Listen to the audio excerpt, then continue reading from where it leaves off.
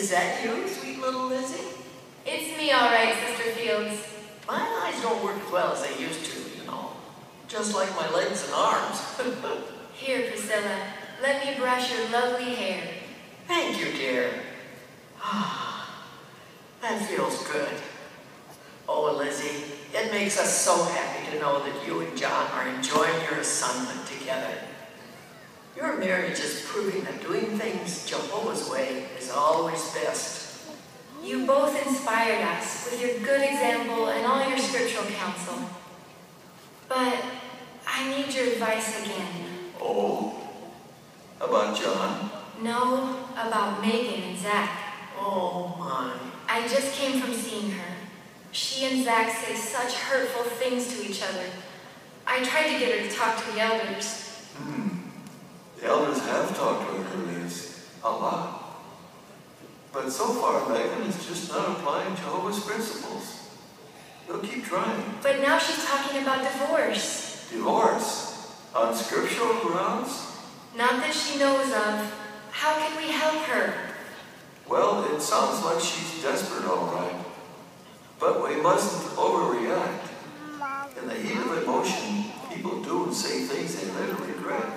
Yes, dear. Paul and I have had our disagreements now and then, too. But we learn to settle them in a friendly spirit. We learn to disagree without being disagreeable. That's one of the ways that showing love can draw you closer together. But she says she doesn't feel love for him anymore. True love isn't just what you feel. It's also how you act. Megan needs to act according to Jehovah's principles, especially to act unselfishly.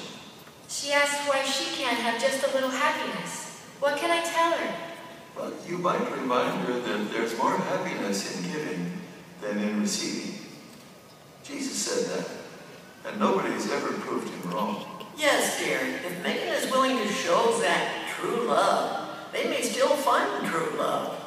After all, many husbands have been won without a word through their wife's good conduct. Megan needs to consider the consequences of her actions. A divorce leaves scars on children and on adults.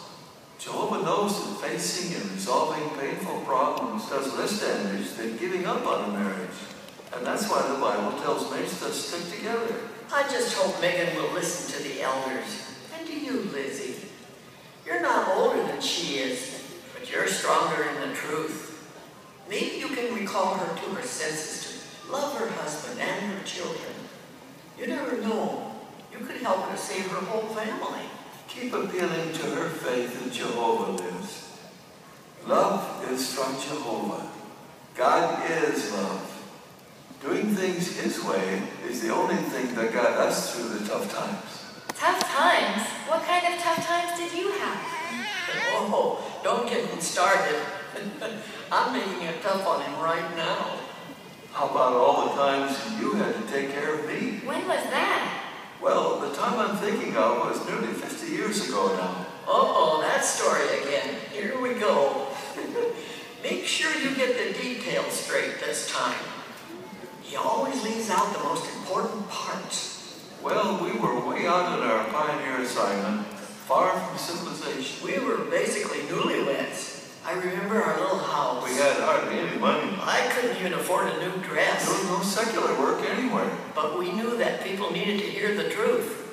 We had this old car. It was a tin bucket with 4 wheels, that's what it was. We put gas in it only if donations were generous. And when they gave us something besides vegetables and live chickens. And then I got some tropical disease. A nurse at the clinic out there told me that Paul was dying, that he would be gone in a few hours. I was too weak to know how bad off I was. I asked why he was dying, and she said, God is taking him.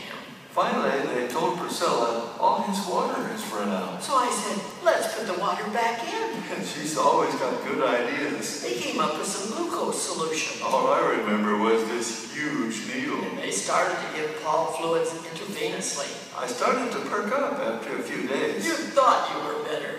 I had to convince you to fly out for more medical help. Good thing I listened to her. Well, for the next 6 months, Priscilla nursed me back to health.